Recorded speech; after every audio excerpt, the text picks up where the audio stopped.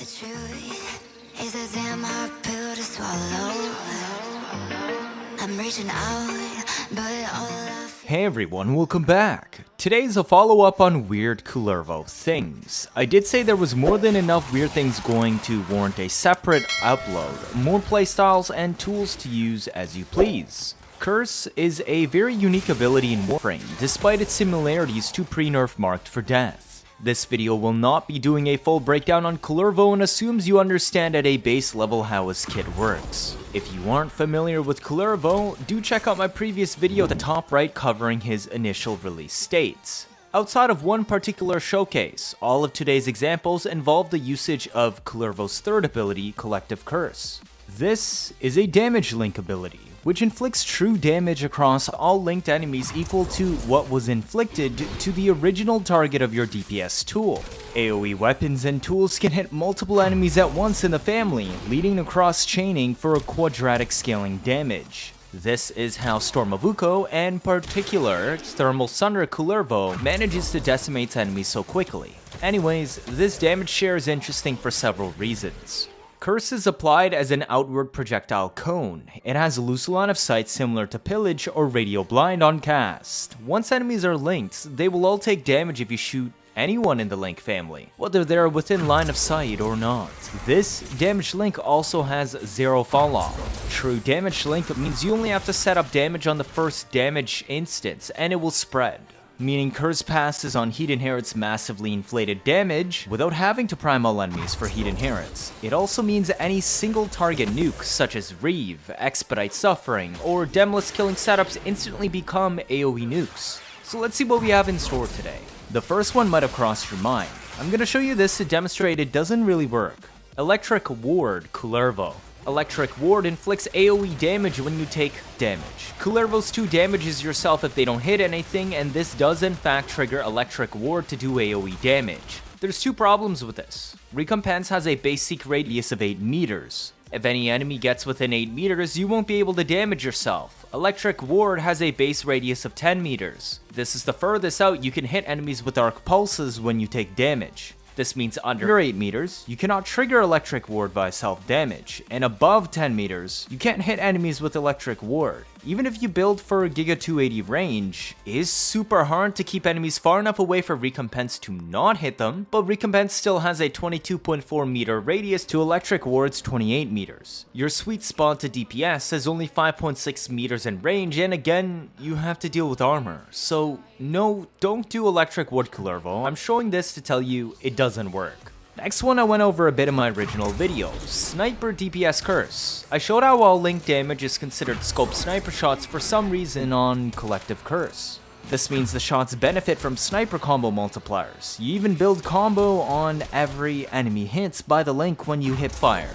Look at how fast my Lanka reaches 1.5k combo for a 4.5 times multiplier. And yes, that 4.5 times damage multiplier carries over to the link, even if I don't scope. If you want insanely high damage without relying on melee, then take any sniper you want. I just have a soft spot for Lanka. Bring Tharros Strike.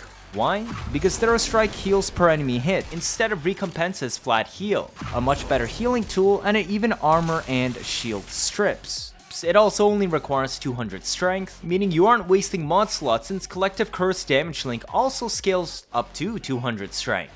You can use literally any weapon in the game with Tharros Strike. Even those shitty loner mod builds from Circuit would let you kill groups. But Tharros Strike removes all shields and armor, and what better else to follow up for extreme infinite damage scaling than combo multiplier boosted snipers. This is the build I was using on Lanka. No need to use target acquired unless you're aiming at heads. Pure viral generally will hit the hardest, but you can build for whatever you want because damage is so high and enemies are full stripped. There's an option for if you don't want to kill enemies with melee on Curse. Building off this, Expedite Suffering is an interesting one because it means any weapon that can apply slash or toxin procs can one-shot entire crowds even if it isn't strong.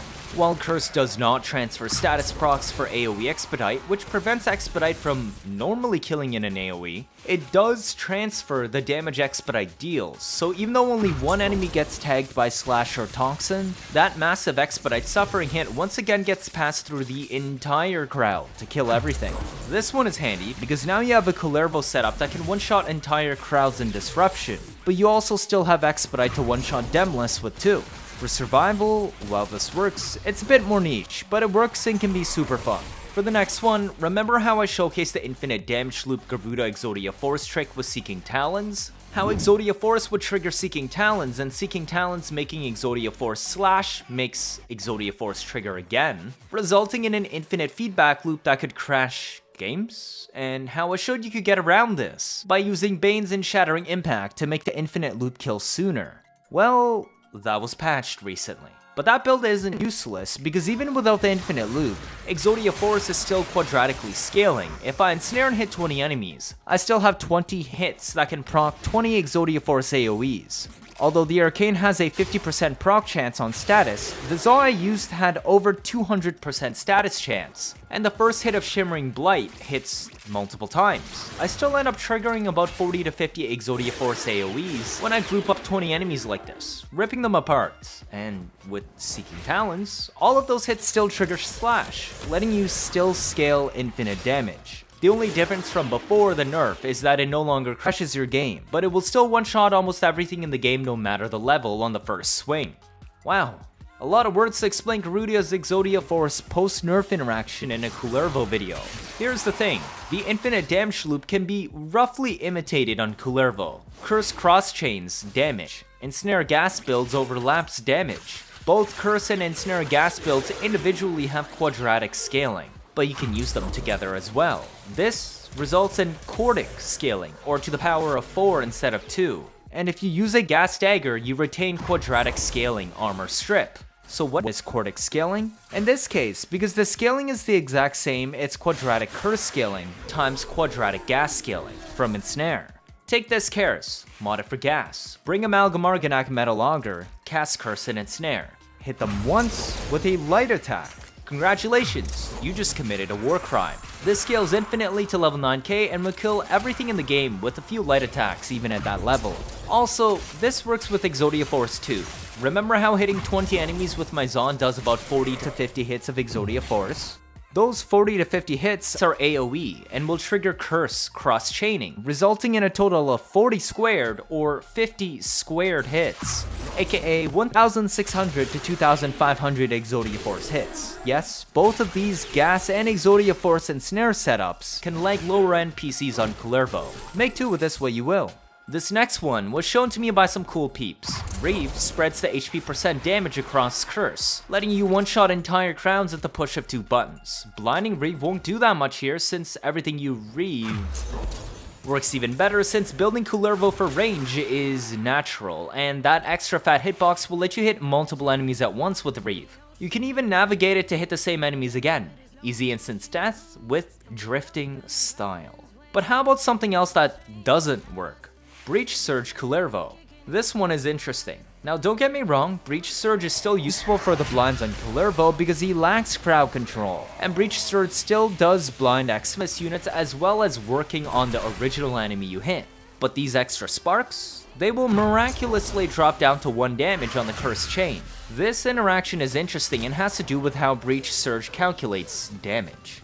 Let's use another example because it's better known. If you cast Gas Catalyze on Lavos and cast Sickening Pulse, you multiply your gas stacks by 10 and do 10 times damage. But if you cast Sickening again, all of a sudden, your gas dots only do 1 damage. This is because Sickening Pulse does not scale damage off present damage, but rather inflicted damage. It's awkward to explain, but listen.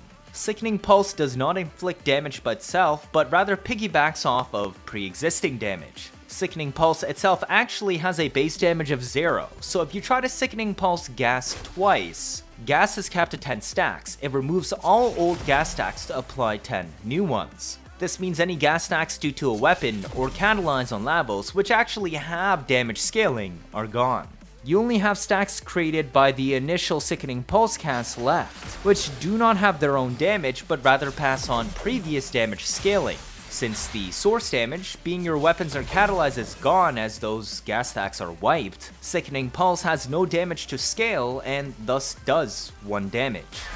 A similar situation happens with Breach Surge Curse. Enemies damaged by Curse do not suffer inflicted damage.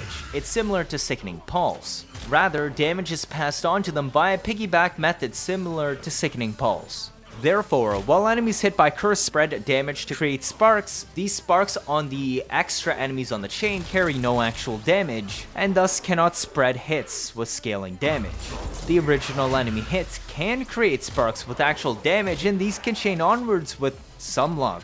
But the vast majority of Breach Surge sparks created by Curse will not do anything unless you directly hit or shot the enemy, or in this case, used an AoE weapon. Finally, do not use Ragdoll grouping tools with Kullervo if you intend to DPS with S4. For some reason, it messes with the hitbox. I have no idea why, but this suggests that Storm of Ukko actually isn't a hit scan AoE, which would be surprising to me. The purpose of this video was to highlight unusual ways to apply DPS with Collective Curse, and further expand on why I truly believe Kullervo is an everything frame, and not just a melee frame. For the purposes of survivability options and helmets, I would recommend you to watch my original video previous to this, which again, is also listed in the description and pinned comments. Cheers! If this is your first time watching, feel free to leave a like or better yet subscribe. Let me know your thoughts down in the comments. 79.5% of you are not subscribed. I'm trying my best to get you new information out always, as soon as possible, but like I've been doing with the Duviri update and Kullervo. Stick around if you want to see interesting memes and builds on a nearly daily basis. You don't miss out on any of that, do you? That'll be it for this video. Thank you all for watching, and see you all next time.